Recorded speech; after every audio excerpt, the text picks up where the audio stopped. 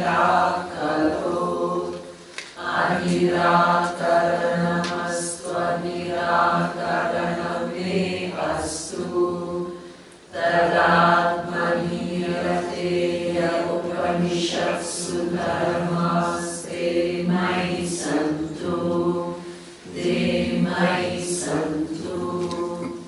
Om Shanti Shanti Shanti.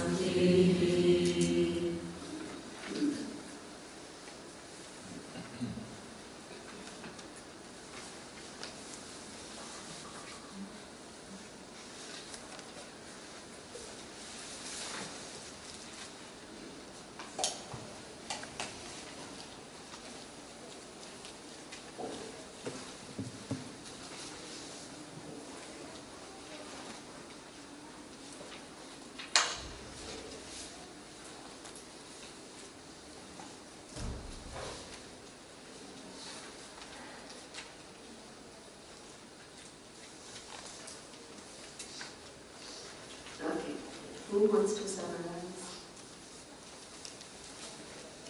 Okay.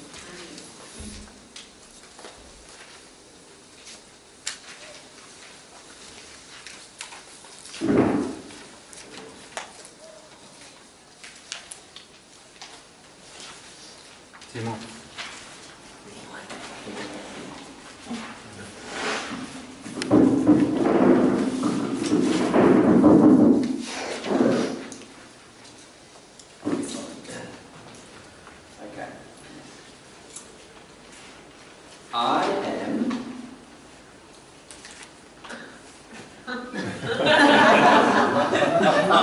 Thank you. The student from Upanishad 2.2. He said, do you remember what he said? Yeah. I do not know Brahman. So pause. What does this mean? It means that I cannot know Brahman as something apart from me, as if I am external to Brahman, or Brahman is external to me. It implies that Brahman is an object apart from myself. ...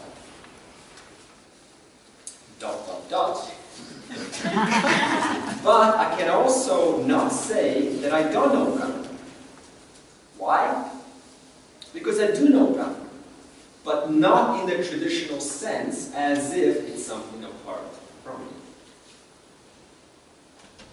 So in other words, the student is speaking of what is, not of this was a genius. It was a very statement that struck me. Point 2. Dvandva. Dvandva is something that we observe all the time. If I am happy, I'm not sad. If I experience cold, I'm not experiencing hot. In other words, if I see the night, it is not the day.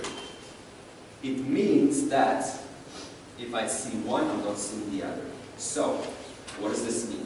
We are not in denial of what is, because we're experiencing Dvandva all the time, while simultaneously acknowledging that awareness, I am free of Dvandva. Last point, please. An intelligent way to deal with desire. I like what Neema said yesterday. She used an example. I didn't quite catch it, but I'll describe it how I heard it. There was a colleague, a woman, who she was having some flirting with a colleague. She was having an appeal for another man, and instead of having that going in a way that causes adharma or unintelligent use of that desire, that ichcha shakti, she decided to call the colleague to meet her husband. So I thought this was a very nice way, intelligent, how to deal with something without denying it, to convert it intelligently. And one way, which I have done this for myself, I remember As a young kid, around 15 or 16, I loved to play computer games. And I had a big fascination for computers since I was young.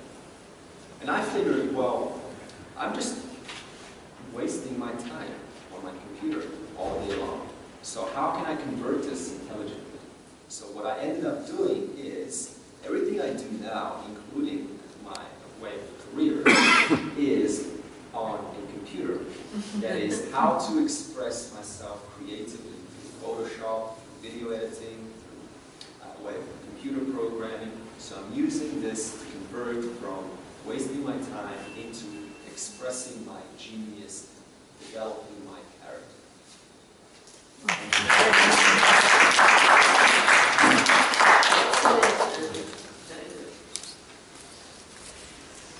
Anybody else? No. Anything? Any points? Anything that we did? Vedanta can be studied by 6 schools of thought.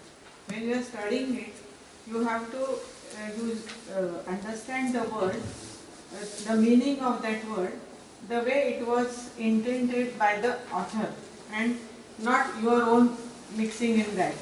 Because your own mixing doesn't have any Brahman there. Very good. So there are 6 schools of thoughts we understood.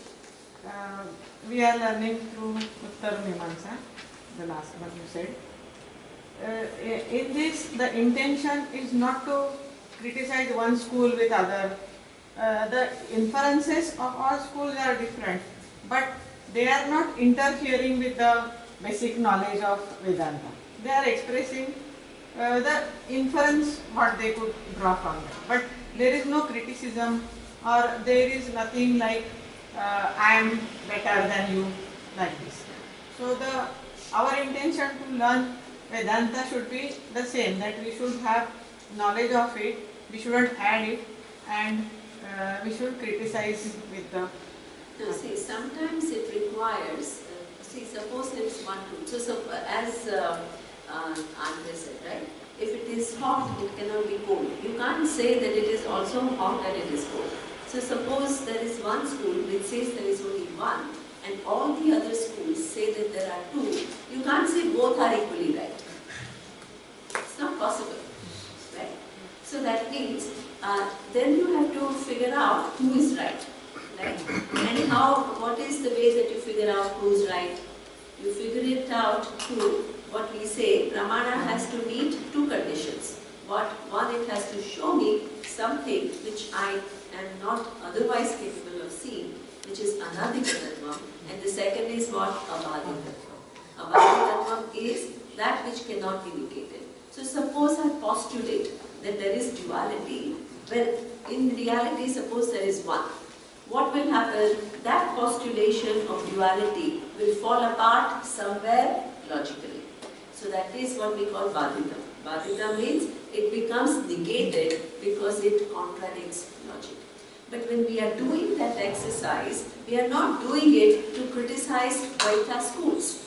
We are doing it to establish or to make firm our knowledge.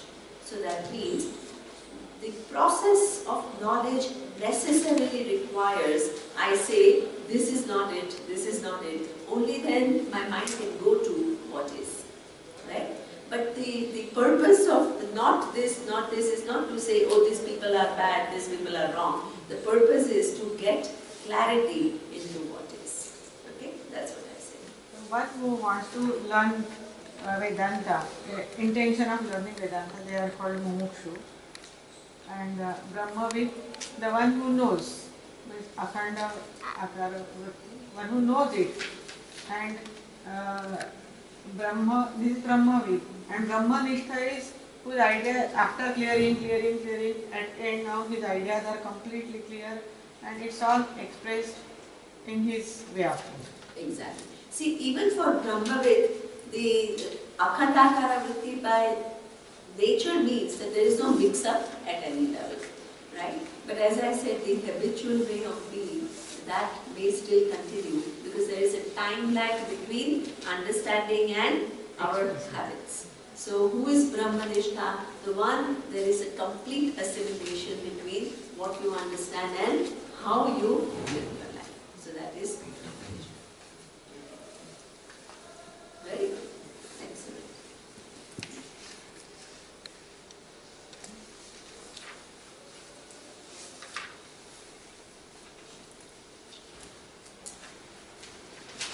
Okay.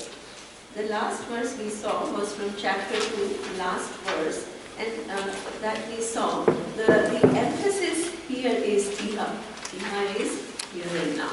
So that means it's not Vedanta is, what the truth that Vedanta reveals is immediately available, right now. Why? Because Atma is already here right now. You're not producing Atma. Yeah?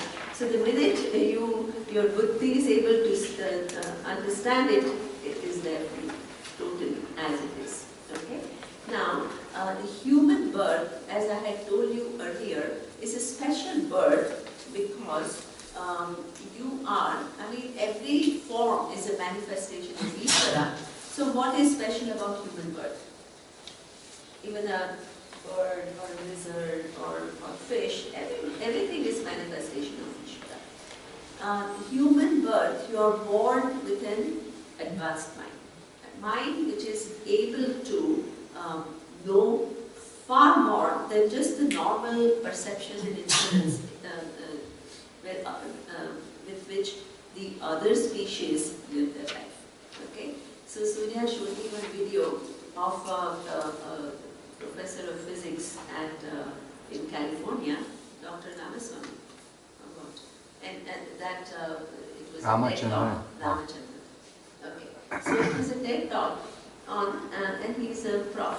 So he was holding a human brain in his hand, and he says that this human brain is a wonder because it weighs only 2 or 3 pounds. But within that is so much possibility. There is a possibility to think about how did the universe come about. So you have theories of Big Bang. But then those theories are not just hanging in the air. There is logic within logic within logic within logic to arrive at some kind of a theory, right? So that means, or you look at any field. Suppose use the genes, genetics. What all it can discover, right? Or botany, how much you can know. So that means any discipline, psychology, anything, art, in any discipline, it can know and know and know and know. So that means this is that is a wonder of human brain that it can actually know so much. But then he went on to say, not only this human brain is able to know a lot of things about the world, the same human brain is also able to ask questions about it. It also has that self-reflexive capacity which also enables it to create some kind of a self-image. Right?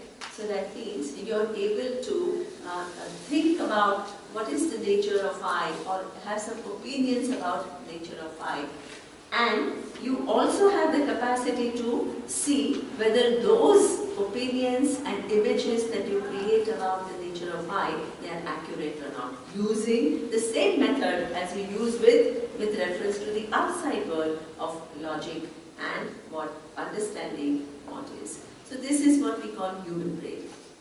So suppose you are endowed with a human brain, and suppose you don't use it at all, either to engage meaningfully with the outside world, nor with reference to knowing yourself.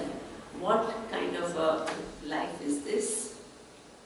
An opportunity lost opportunity. Suppose you use it to engage very deeply with a given thing, like many people do, right? They dedicate their life to science, to mathematics, to anything, economics, anything. they have full dedication, and in that dedication is an absorption, in that dedication there is nurturing. That requires a lot of, and it gives you kind of maturity. So you have made partial use of this package. So it's very good that you are using it. Right? But still, what happens is, this is all within Adhyasa. Adhyasa means the basic error, which is who you are, that is still not solved. And when it is not solved, it has repercussions. Suppose you can say, yeah, but what if I excel and if I become a great sports person? Suppose I become a great tennis star. Or I become, in India, everybody loves cricket. Suppose I become Virat Kohli, who's like really superb, with his skills and his concentration and a certain level of maturity. So I'm using my life, correct? You're using your life really well, much more than anybody else is.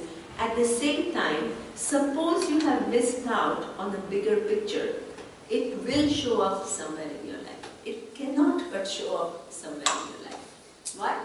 Because the starting point of your interaction with the universe is that I am small and insignificant.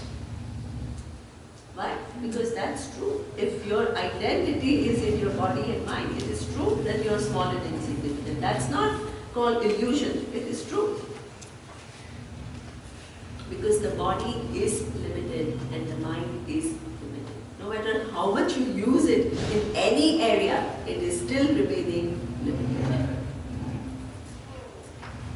So we thought Tendulkar was a star. Now what? All the records are being broken by Kohli. So that means always somebody else comes and excels you more. So there is always, and that person also undergoes a lot of success and failures, everything. Right? So that means that way, if you live, it is interesting. You can achieve a lot on one hand, right? And at the same time, you remain small and insignificant. It sounds paradoxical, but it is true. And human brain is designed to what? Because this smallness is not your real identity. The human brain is designed, you're not comfortable with it. So you're constantly trying to what? Get out of that smallness, but you don't quite know how to get out of that smallness. So you keep on excelling in what? Trying to get whatever you want in the world. And it still can't give you what you're looking for. So at one point, you will become little, and that is a clever arrangement of Ishvara, because it will not let you stay with your born identity. I read a book when I was young. It was an interesting book. It was called Born Identity. What it means is not the one that you are born with. It is what one person dies and you become, or something like that. Now I don't even remember. So you assume a totally different individuality, and you start living with another as though you are another entity. So then you get passport in somebody else's name, then you, suppose I'm Indian, then I become Bangladeshi, like that. And then I assume like different, and it's amazing what all it creates. It is complexes, complications within complications. So here it's like that. You start with a wrong point, and then what? You keep on excelling, and that is possible, but still, until that self-identity is not clear, you never are satisfied. That is how the design is. So therefore, the search, that dissatisfaction itself is something which impels you to search for an answer. So that means if you have used your human brain so it is not against looking at the world, right, and achieving things. This is fine, it's wonderful, right? Don't deny this, but this without correction of your self-identity is fraught with problems. problems of dissatisfaction, problems of lack of fulfillment, problems of smallness cannot go. So this is why when you begin to solve this problem, suppose you come, right, and you want to solve that problem. Now what do? You want to get rid of this smallness. So now you have understood that your artha, dharma and kama, the normal pursuits, don't give you what you are searching for. So you are searching for what? Moksha. So then you start calling yourself spiritual. Now, within the spiritual world, there are so many possibilities, right? Yesterday, all the questions were what is astral body, what is past life regression. All this falls within what? Spirituality. So that means the spiritual marketplace is also endless. Endless. Hundreds of terms and hundreds of possibilities. Right? Then Surya will say, now then somebody else will ask, what is crystal healing? Then somebody will ask, it'll go on.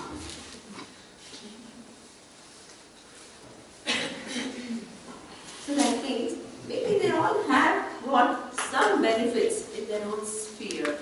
Possible, who knows? Right? But when you're sitting in Vedanta class, you have to understand. Tell me, what distinguishes, my question to you, why should I answer all the questions? You answer.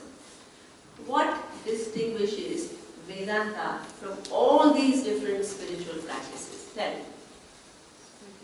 Oh wow, I have so many hands. Oh. Wonderful, I have wonderful students. Okay, Susan.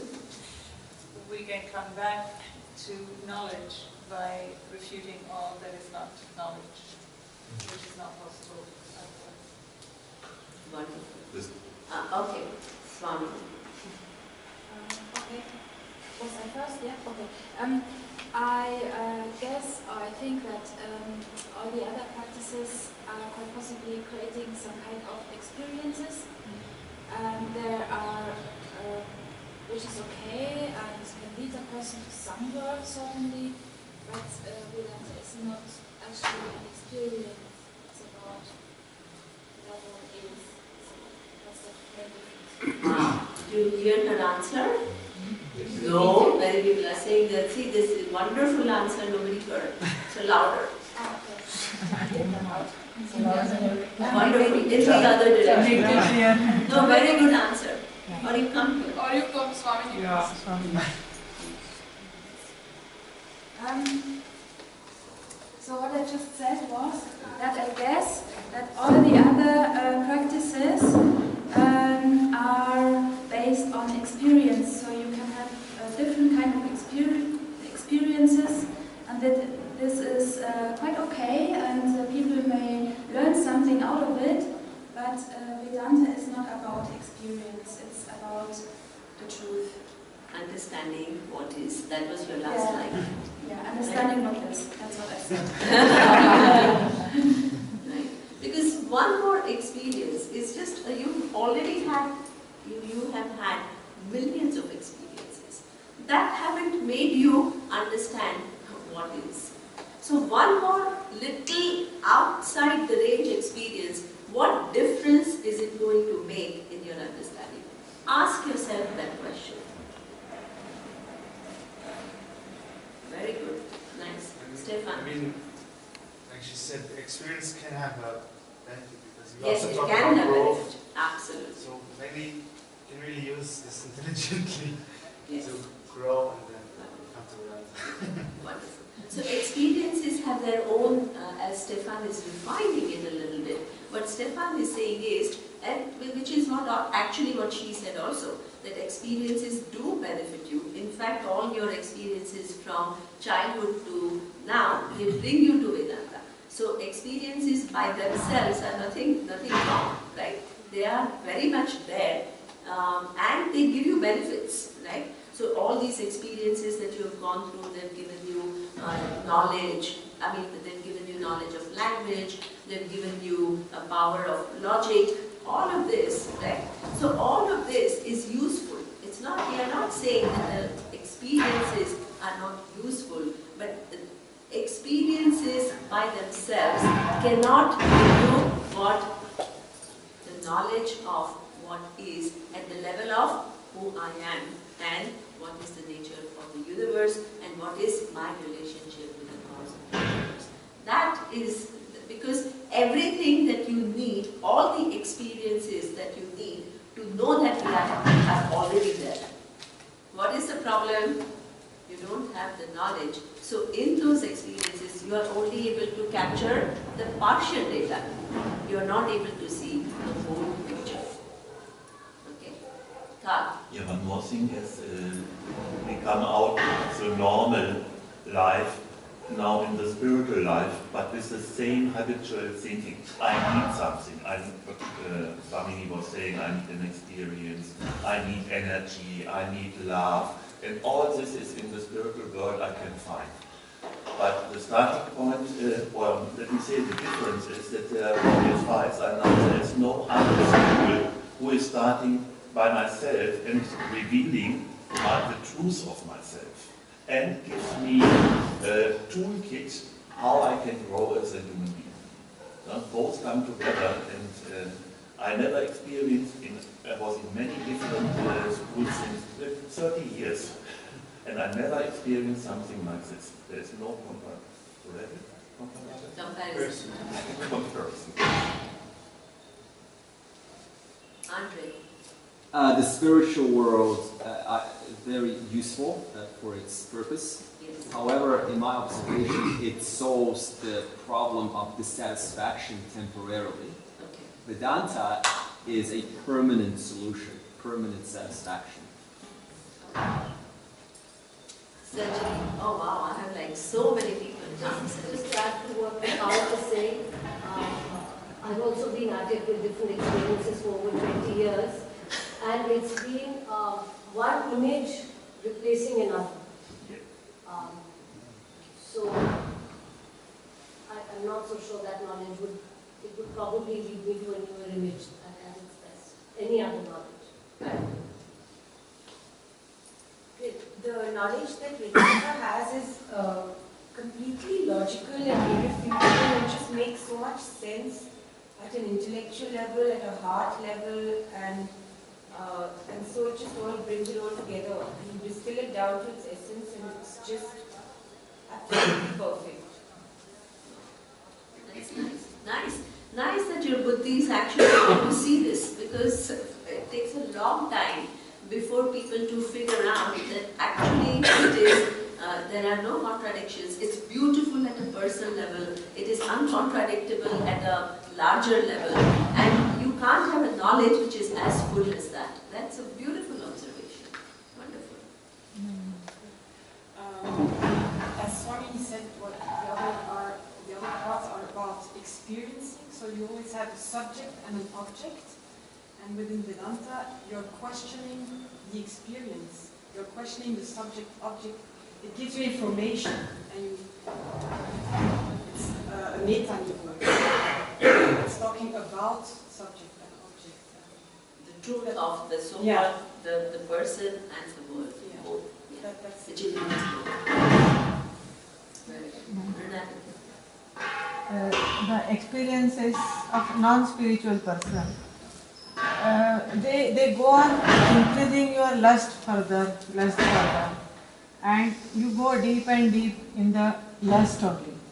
Whereas when you are a spiritual person, your vision is so different, your way of behavior is so different that this lust part is not there. So the friction is not there. So your life is like flowing without any friction, and that life is too good for others also to accommodate you. Yeah, wonderful. No, but the question that I asked was not that people who are within Artha, Dharma and Kama and the people who are coming into spirituality. My question was, within spirituality there are so many different options. and what distinguishes Vedanta from all the other options. You see what I mean? I'm talking about within spirituality. You know, for me, the really main thing in Vedanta, that you can live your normal life and being spiritual. You can combine these two things, because usually in all these systems, and if I would take, for example, yoga, you should a little bit be, away from the world. You should be a little bit like in denial of your desires, your, I don't know, things. No, it's not like this. I don't know, so I... But at least the way people understand it, may not be the it was my intention, understanding. but that's not... I'm reading so many texts about this, and this is always somebody, it's really, I couldn't find the information, how can I be mother, and at the same time to be yogi. So maybe it's in sources, it's not like some books, after this, but if I will go to the sources, I couldn't find it, so maybe I can see. But here, I've seen that I can live my normal life, at the same time to develop my understanding and to follow my goal, Okay. Yeah. Spirituality across the world, except Vedanta, keeps duality. Duality is everywhere there. Sorry? Could you repeat? There's noise outside, I didn't hear you. Spirituality across the world keeps duality. Except Vedanta, you will find duality everywhere. So, when there is duality, this limited I will never be set. Russian thinker has done some research. They say when you put God at much above level, you become very small. Slave, in some of our religious texts, they are proud to say, I am slave of God, not slave, I am slave of God. That is the way they want to put this. Yeah, that's a very good observation. That in every other thing, suppose you say, I want to get some energy, the duality disappears or not? Energy is different, you are different, you are within time and space, and you are getting it. It is limited, and it may give you results. It's not like it doesn't give you results. People have, but it is limited in time and space.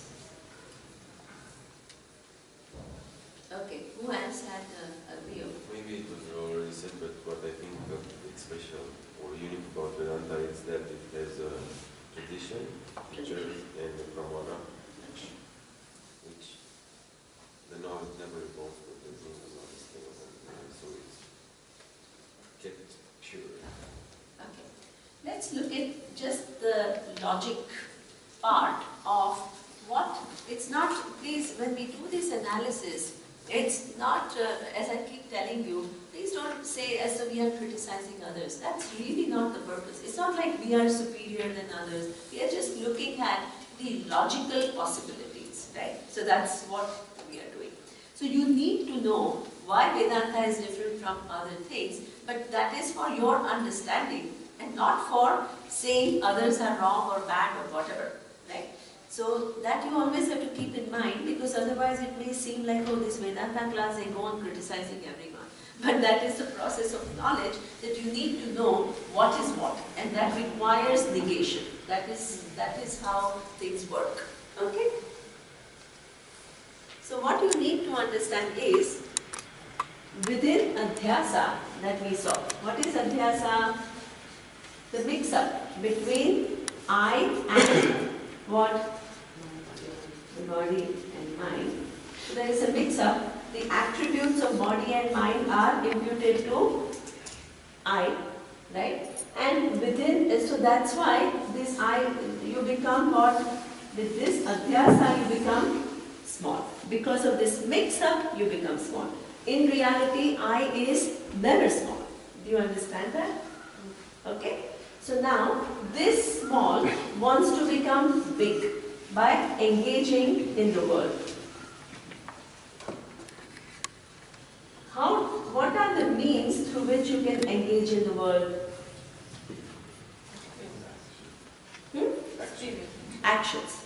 The only way you can engage in the world is through actions. And through actions, this individual who is small wants to become big. You can't stand this smallness. Now, what is going to be the nature of this action? Limited. Wonderful.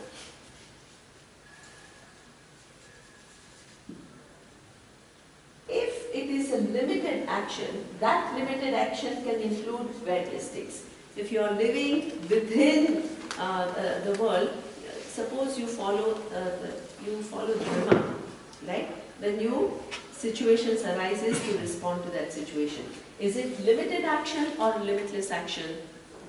Limited action, right? Even though it's an appropriate action, the action by nature is limited. Why is it limited? Because it is within time and space. The effort is also limited, and limited action can only give you what? Limited result. This is just logic, okay? So, suppose I follow Dharma. It will give me limited result. So you add a limited, suppose, and then it will give me a relative well-being. But that is only for a time, right? So this small individual, because of that well-being, which is a reward of one's good action, will feel well for time being, but will it solve my problem of smallness forever? It cannot. It's impossible. A limited action done in time and space with limited effort will only produce limited result. This is just logic. It's 1 + 1, 2. It's not like, oh, I'm saying this, you're saying that. This is what we call the logic. Okay? Now suppose I figure out that, okay, all these things don't give me what I'm searching for. Now I want to, suppose, expose myself to some energy. So I expose myself to energy, I go somewhere and I take 1 hour of universal energy, suppose. It's okay, there's nothing wrong. What is this, limited or still limited, pretty limited, right? So suppose so this is a limited action which will, suppose, right? As a result of drawing this so-called energy, I may feel good. There's nothing wrong with that, please don't, right? But for how long will I feel good? That 1 hour, and maybe the lasting effect will remain for, let's say, 24 hours. Let's give some benefit, right? So because so suppose it will give you 1 more hour, 1 more day of well-being. Is it limited or limitless? Limited, right? Suppose I go for crystal cleansing. Okay, the effect will last for 2 hours maybe, or I don't know, 20 days or whatever, right? So that means, suppose I say, oh, none of this is working, let me now find out what I was in the past. Let me do this past life regression and figure out why I'm not feeling well. The past life regression, you have had how many lives according to this Anadi cycle? How many? Less lives. Now suppose you draw from some lives and you add the data. You never ask yourself, what am I actually doing? How does this adding of data, how does it really help me? How does it help you? It doesn't actually help. It brings more confusion. Absolutely. So that means, suppose you use it, even suppose you use it, suppose, right? As I told you yesterday, suppose you use that knowledge to get over this phobia. Okay, yeah. You got over one little phobia of, let's say, water, suppose. Then, does that remove smallness? Does it? Limited. It helps. Limited. It clears your Exactly. emotions, it clears your mind. It clears some aspect, your self-identity remains the same. I'm a small individual. Please understand that. But it can help for personal growth. So what we are saying is, but a personal growth, even everything else may give you certain amount of well-being. Even dharma will certainly help you for growth. That's not the question.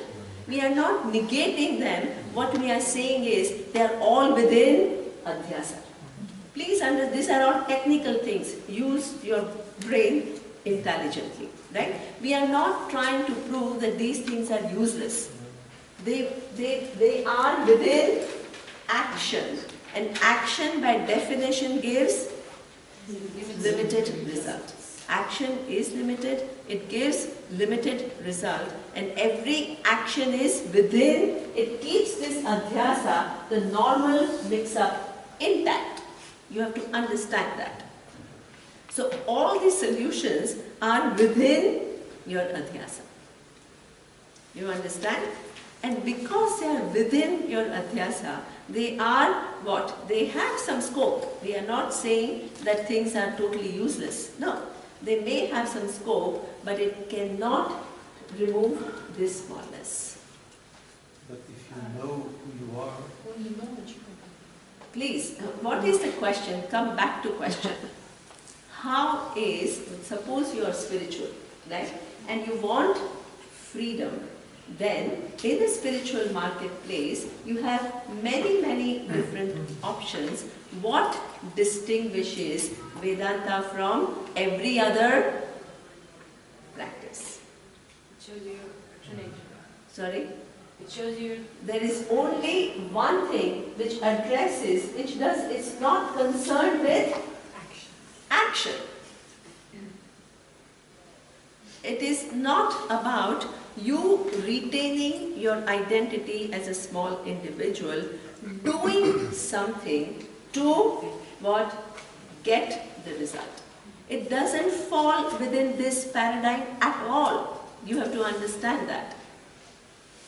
The paradigm here is, I am small, please understand, whether you go for energy healing, or you go for crystal healing, or you go for past life regression, or you go for even dharma. What? The assumption, the starting point is, I am limited, I have to do something, and that will give me freedom from smallness. That is impossible. Why? Because a limited action will bring limited result. It may bring desirable result. We are not contending that. We are not saying that everything else will give you only bad result. That's not at all what I am saying.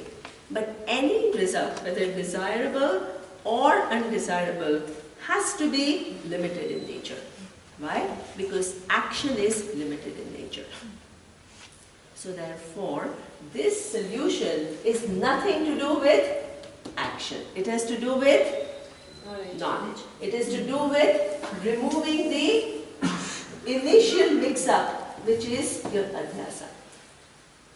Could we say that this is caused by lack of trust? The fact that we, with a small concept of self, believe that we need to take action ourselves to do something to feel better. Exactly. And we don't trust that it's going to be possible without the action. That means somebody has to show you actually. See, you can't have a trust, or you don't even know how to access that until that knowledge comes to you and shows you that actually through the process of action, if you're really small, see, it is almost like mathematics. Small is a limited person.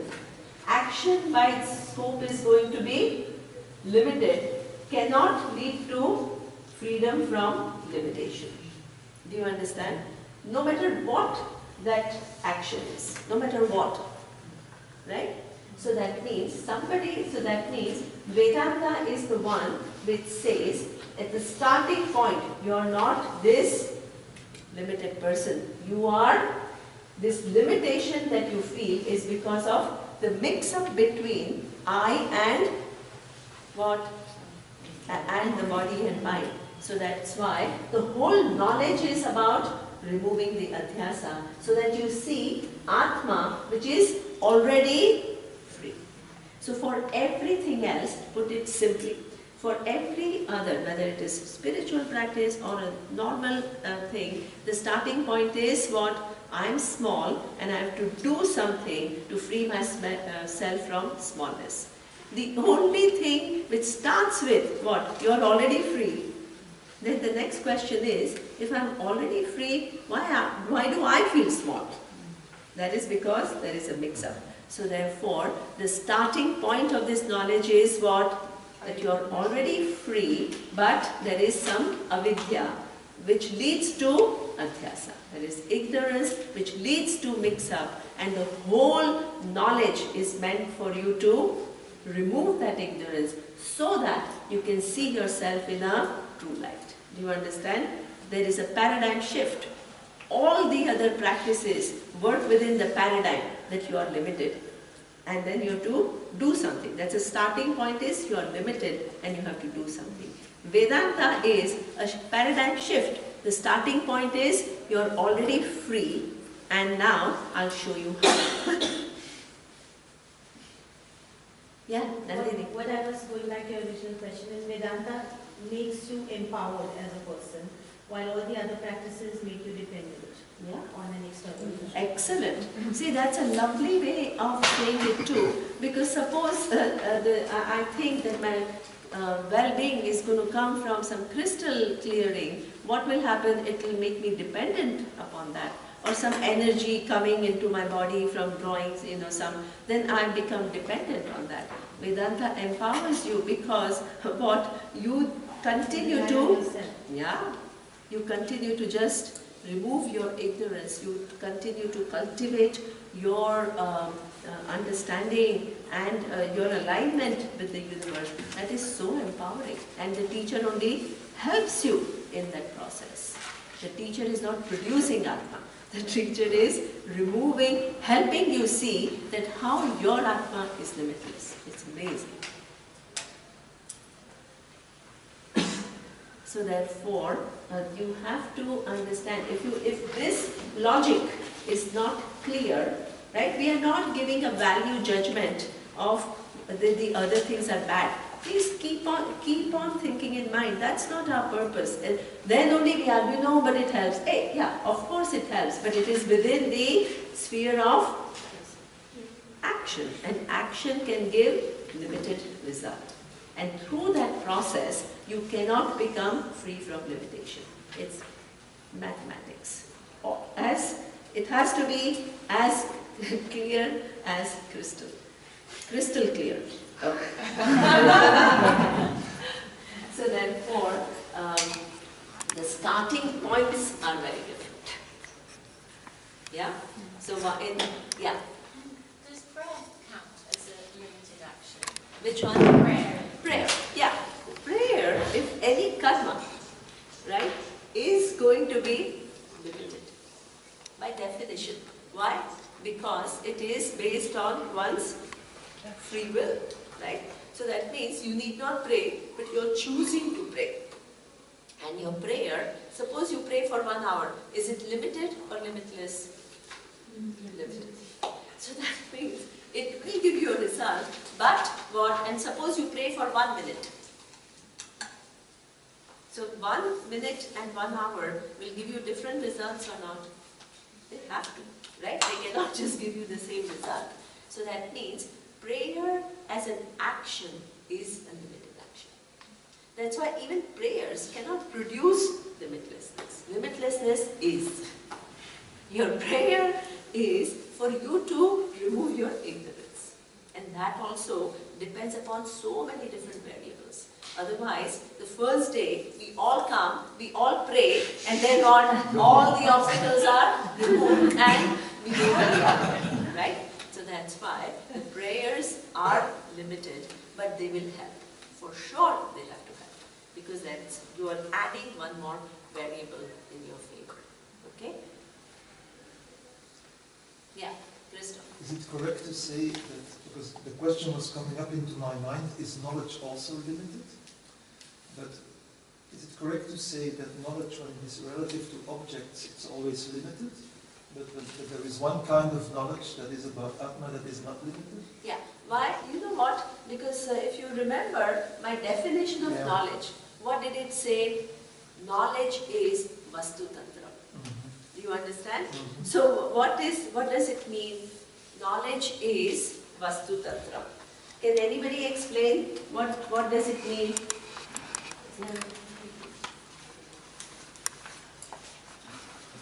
Knowledge is Vastu Tantra. What does it mean? It's self-evident. It's there. It's just there. There's nothing, there's no object. It depends on the object. Exactly. So that means, Nandini. I said self-revealing. Sorry?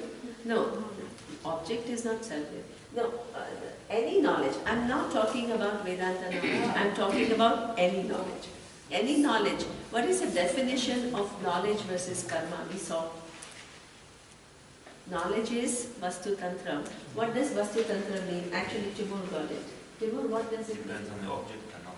Exactly. So that means, what I showed you is, suppose I tell you, Timur, you get up.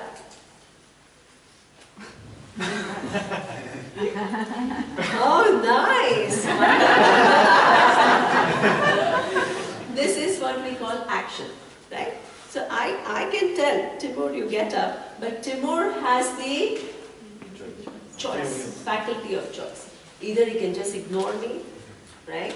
Or he can actually get up, or he can say, why should I get up? Hey, Katina, why don't you get up?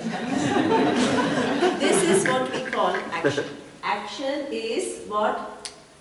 Within the sphere of Purusha Tantra. Purusha Tantra means it is centered on your free will. I may say it, but doesn't mean Timur will do it. It is based on your faculty of choice. Okay? But suppose I tell you, look at this flower. There is a flower. There is a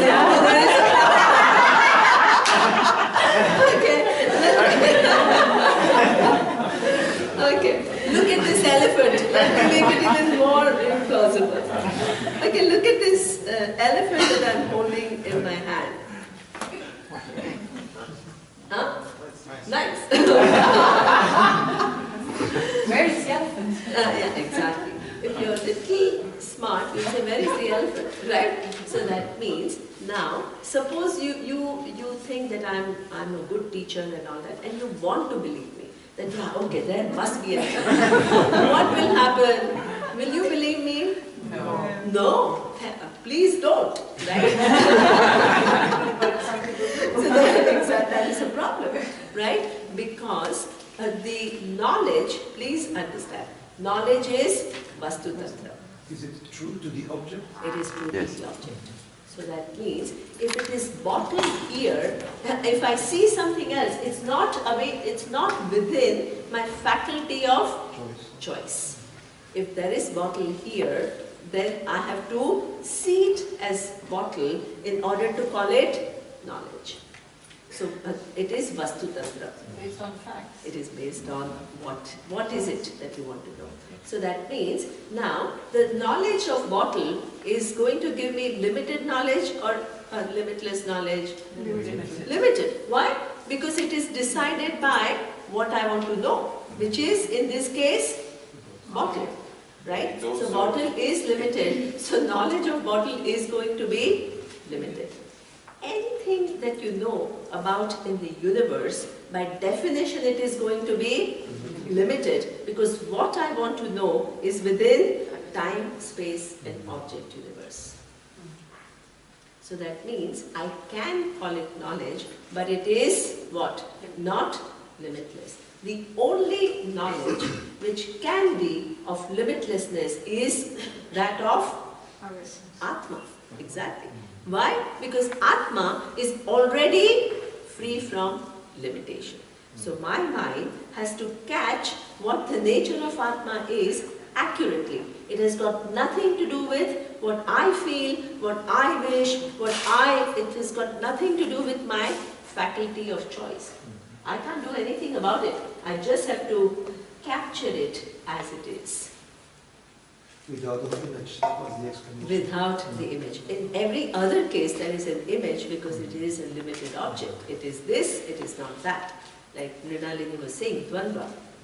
It is a table as we saw. It is Vijatiya Bheda. Vijatiya Bheda means it's a table, it's not a flower. Right? So it is limited. You understand? Yeah. So when we have a more complex object, yeah. I mean, God is easy, but when you have like something like Ishvara, and you always tell us what it is, and we say it's not this, it's this. Yeah. See, please, will you put Ishvara in a category of object? No. Because otherwise, what will be the problem? Tell me. If you put Ishvara in the category of object, what will happen? Tell me, logically. You are the Somewhere. Then the oneness gets negated. Absolutely. Has to be oneness. Absolutely. And the second thing is, suppose you put Ishvara as an object, it becomes within time and space, but the definition of Ishvara is what? Which is the cause of the universe. So the cause of the universe has to precede the universe. It cannot be within time and space. Do you understand? So several places you'll get into logical problems. Every time your understanding is not exactly in keeping with what the teaching is saying, it will get into logical absurdities. If there is somebody who's intelligent who can figure it out. So therefore, we don't put Ishvara, see if Ishvara was an object, then also there cannot be an equation. So many ways, because the subject cannot be equated to an object. You see what I mean? So that means you'll get into several logical impossibilities. If you postulate or if you imagine something which is not what the teaching is saying. But Ishvara is not a subject, right? So yeah, so that means neither it is, it is the truth of Ishvara is your truth. So that means ultimately there is only one thing in this universe, that is the awareness. But with reference to its appearances, they are different. Right? Like water is the truth, the appearance of ocean is different from appearance of wave. But that doesn't make the fact that, change the fact that all that is here is water. But it's an interesting So question. it depends in terms of, if your focus is on the form, which is wave, then that wave also is within the ocean. Is it outside the ocean? The ocean includes everything. Still you cannot say it's an object. You can understand yourself as one of the manifestations of the whole. Still there is no division, you see. In that case you are part of the whole. Wave is part of the ocean. Ocean includes all the waves and you are one of the waves. Do you understand? But at the other level, you and ocean are one, which is at the level of water. There can never be any two. But Ishvara has attributes, right? So knowledge and power, right? But which in that knowledge and power, this body which I am endowed with, it is what? Manifestation of that knowledge and power. This is why I am saying that beyond this form, there is already the knowledge and power which is making my body what it is. Don't think Ishvara is somewhere out there. Here, there is Ishvara. This form, if you see, you think it's Neema, but if you see the intelligence which makes this form what it is, which makes my kidney what it is, I didn't sit and do a job of like the carpenter does, put different pieces together and make an object.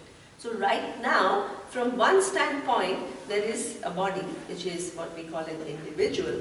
And where there is body, that's exactly where there is all knowledge and all power, which is making that form what it is. And where there is knowledge and power, that's exactly where there is potential to make it slightly different in the evening, even though it's not available for eyes to notice the difference. And where there is all of that, there is awareness, without which none of the shows can happen. So that means, please don't create differences. The minute something becomes an object, it becomes all, the whole of Vedanta falls apart.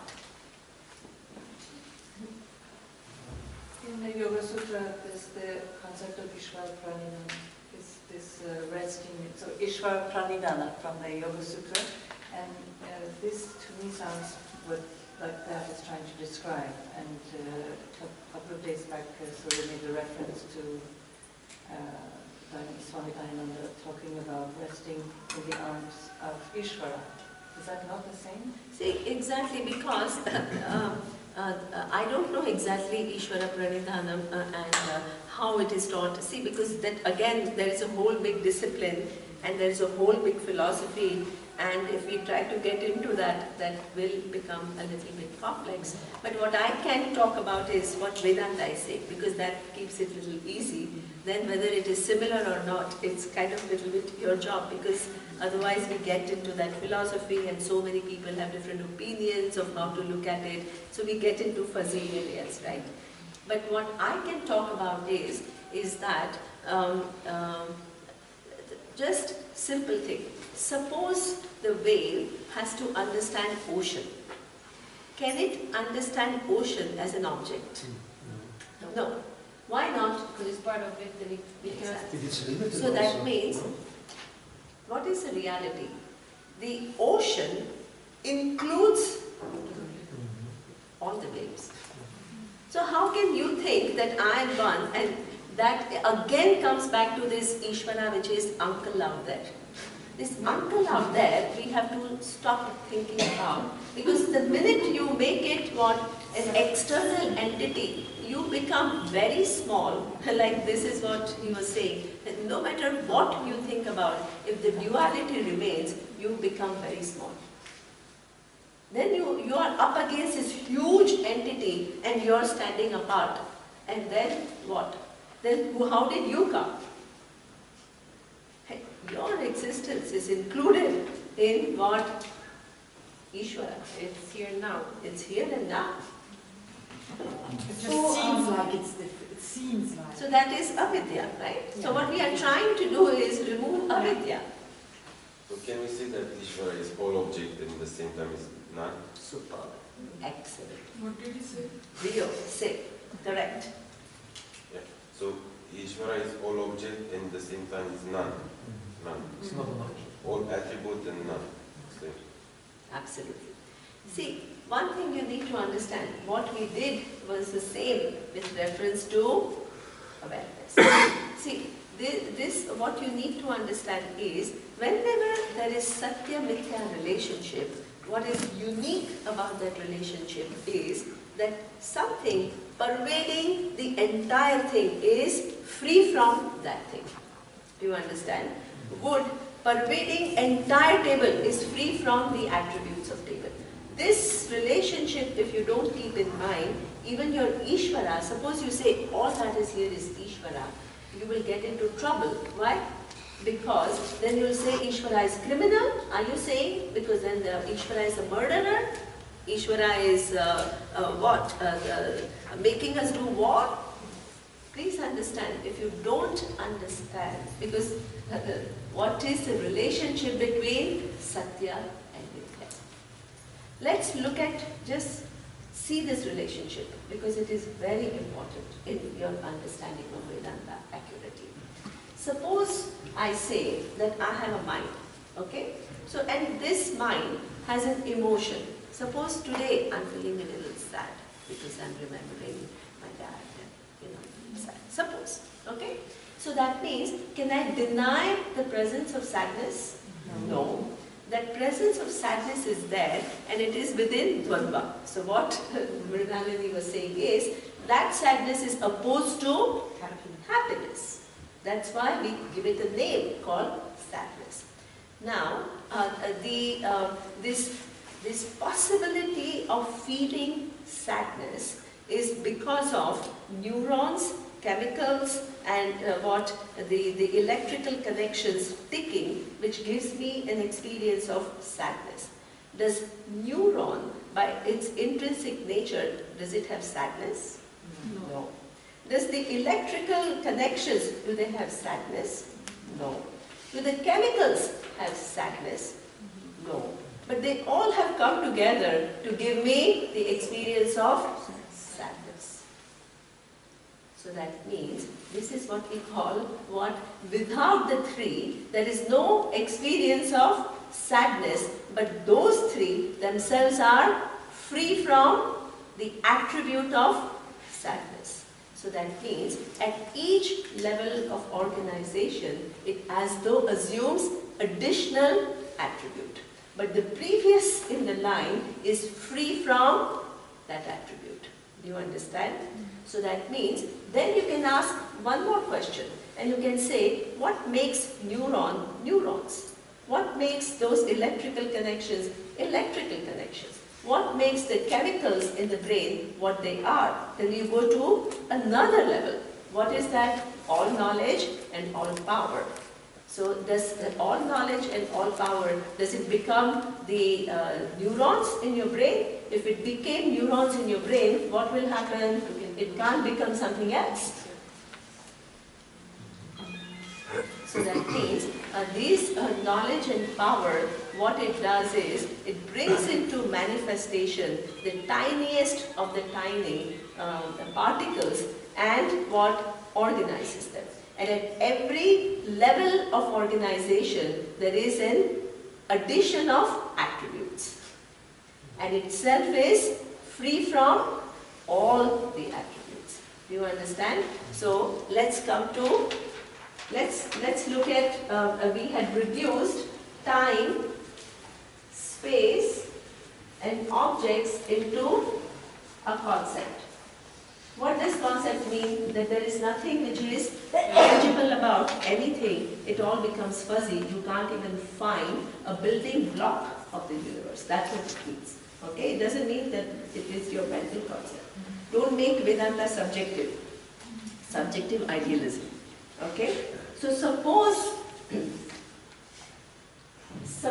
it is a concept, then you need to work back and say, from this concept, how did time, space and object come?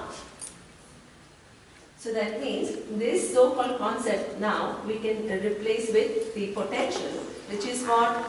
All knowledge and all power as a potential. We can refine it. From that came the tiniest of the tiny particles, manifestation. First level of manifestation. Does this undergo any change? No. There is an appearance of manifestation of these particles. Now these particles combine, there is a second level of organization. What? Particles combine and produce atoms. Is there all knowledge and all power within this to this or not? Yes. There is a second level of organization which implies the presence of all knowledge and all power. So that means from concept to particles there is a presence of all knowledge and all power. From particles to atoms there is the presence of all knowledge and all power. From atoms to cells there is presence of, at every level of organization, what the cell gains further attributes other than from the atoms. Do you understand? Atoms gets more attribute than the particles. So that means now the cells combine to become organs. Is all knowledge and all power there? Yes. The organs combine to make one body. All knowledge and all power is there? Yes. So that means the forms are many. All the forms are a result of all knowledge and all power. But does all knowledge and all power become any of the forms? If it became particle, it cannot become atoms. If it became atom, it cannot become cells. Do you understand? Satya Mithya relationship. without knowledge and power, there is no subsequent organization giving subsequent attributes. But itself doesn't become that, in whose presence everything is possible, itself is free. This is why you can say Ishvara is everywhere, but it is free from all the attributes, as Viju said. That's why it remains free. Otherwise, all our ignorance will become Ishvara's ignorance. Then who will teach? Understand? If you make logical errors in this vision, your whole Vedanta will become total Devanta. Total Devanta. From where to where?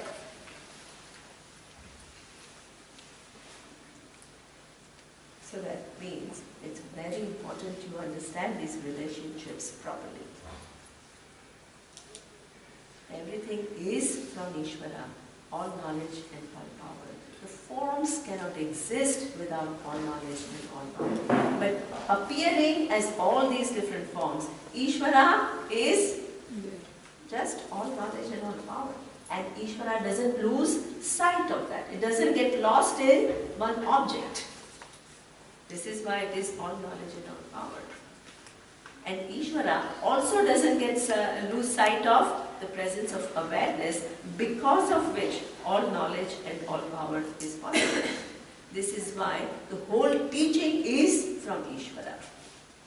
Because Ishvara is as all knowledge and all power, doesn't lose sight of reality. Whereas we are within ignorance, we lost sight of reality. Is it clear? Okay.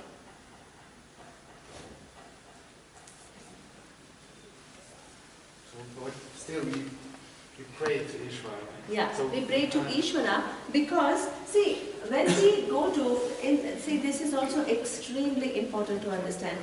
Please understand once and for all. Because suppose Ved is asking about who am I?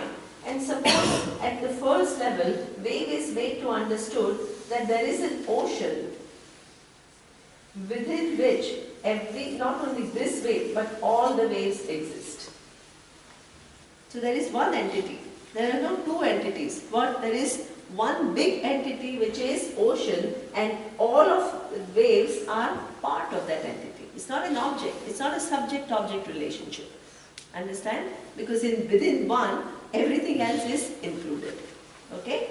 So therefore, suppose you say this is the case, then in this understanding, you get little psychologically well. You get psychologically well because you don't feel totally isolated. You come to know the laws of the ocean and you try to align to them, and you feel little bit in place and connected, and that connection improves your interaction with the ocean world. Suppose, right? Now, as a result of that, suppose the ocean, who is not confused about identity, shows you one more reality, that both are nothing but water. Does it mean that this wave is going to disappear? Does it mean that this ocean is going to disappear? Sopadika adhyasa. Do you remember that? Sopadika adhyasa. What does it mean? You remove the ignorance, but the image remains. Absolutely. Ishvara's design. Yeah. So that means that the wave cannot negate itself and negate ocean to understand. Doesn't have to. You can retain your waveness, and you can understand that there is a bigger entity called ocean, which includes not only the wave and also all the other waves, and that both of us, even though in terms of appearance we are different. Why are we different? Because one is one form, the other one contains all the forms.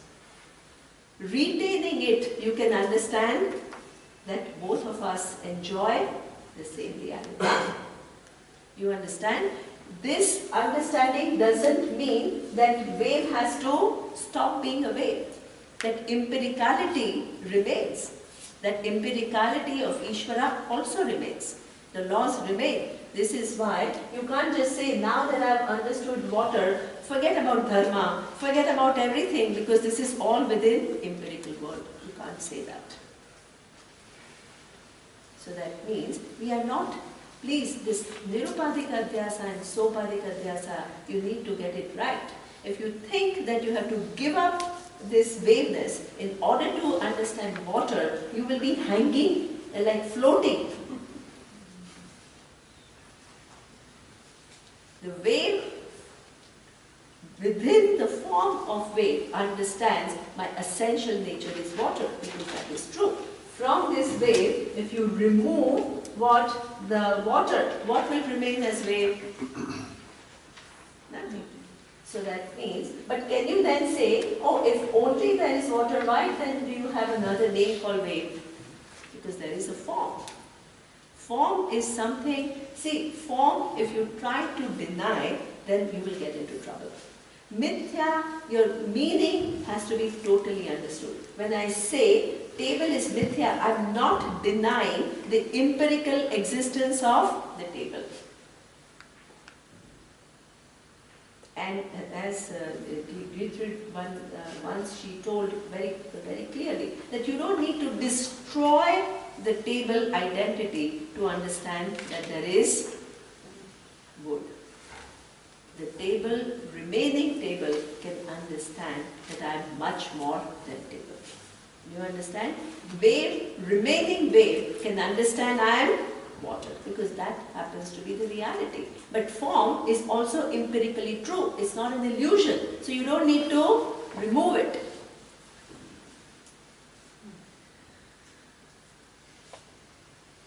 So that means whenever there is a, this is all Ishvara Srushti. We don't need to see. If you have to understand oneness, in order to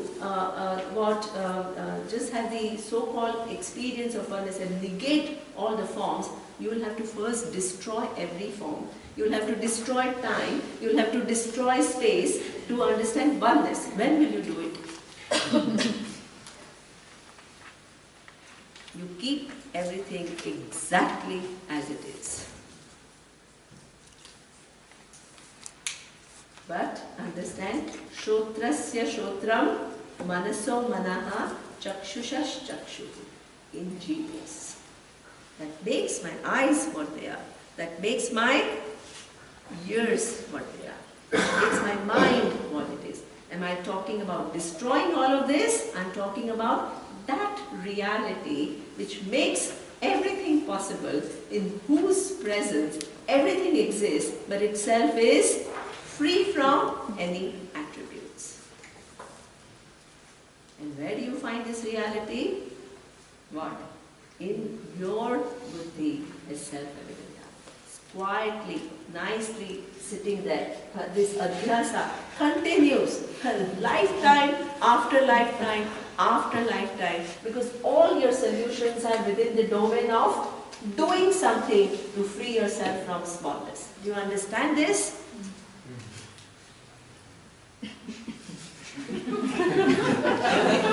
Till next class. Then again all kinds of questions will come back. But this is how it is. This is how it is. I'm used to it. I myself was a student, so I know exactly what it is. So, yes. Yeah. Oh, Vivek. So like that disciple told Swamiji, I think today you're trying to teach much better.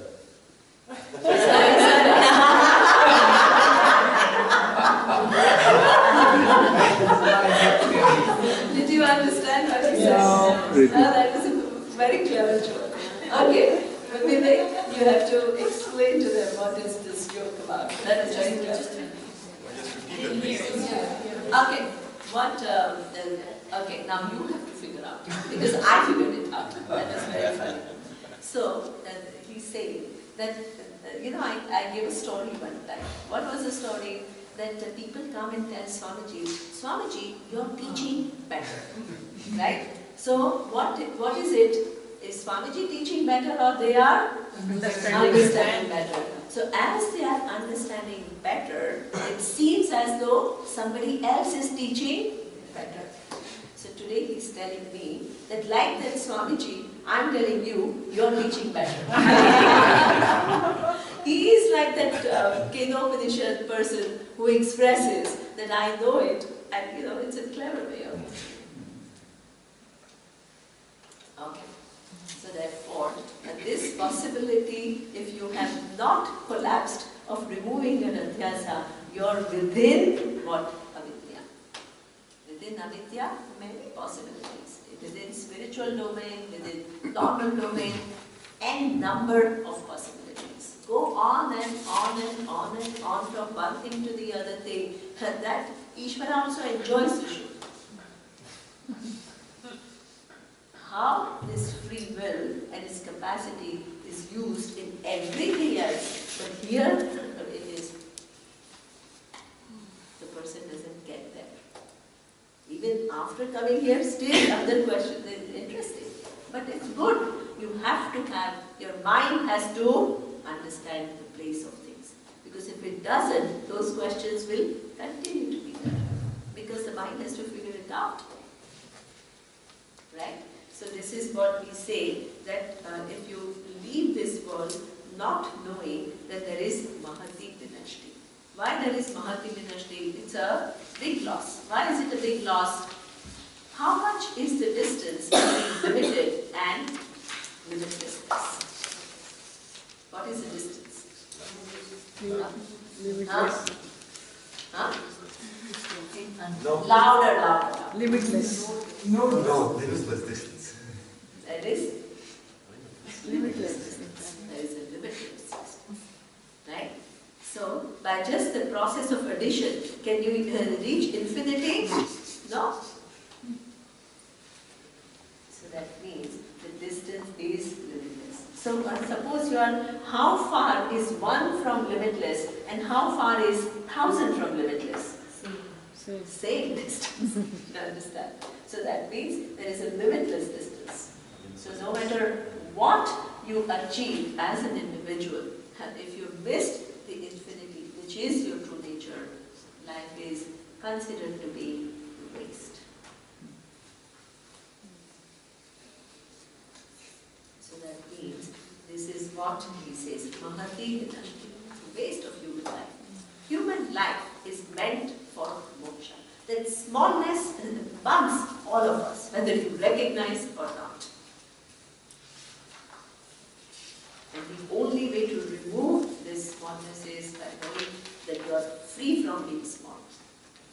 Okay? Now, the next chapter has a very interesting, 10, 30, 35, okay. Maybe the next class. Okay? So I will tell you, it's a very interesting story and we will finish it today or tomorrow because it's very, and what I will do is use this story to kind of, for you guys to figure out where everything fits, right? Because if I just tell you a story, you'll say, oh wow, nice story, and then you walk home, right? So now, you have to use this story to bring back the whole vision. You will try to do it.